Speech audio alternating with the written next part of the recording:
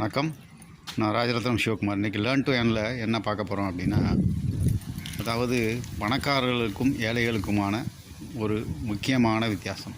அதாவது பணக்காரர்கள் பண தேவைகளை எவ்வாறு வரிசைப்படுத்துவார்கள் என்றால், அவர்களுடைய அத்தியாவசியமானது நீட்ஸ், அதற்கு அடுத்ததாக முதலீடுகள், அதற்கடுத்ததாக அவர்களுக்கு தேவையானது, அதாவது வாண்ட்ஸ் என்று சொல்லுவார்கள். அதே இது நீங்கள் ஏழைகளை பார்த்தால், அவர்கள் முதலில் வரிசைப்படுத்துவது அவர்களுடைய தேவை, அதாவது வாண்ட்ஸ். அடுத்தது அவர்களுடைய நீட்ஸ், அதாவது அத்தியாவசியங்கள்.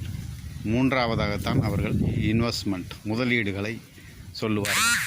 இதுவே பணக்காரர்களுக்கும் ஏழைகளுக்குமான பெரிய வித்தியாசம். இதை தெரிந்து கொண்டால் நீங்கள் விரைவில் பணக்காரராகலாம். விரைவில் பணக்கார வாழ்த்துக்கள். நன்றி, வணக்கம்.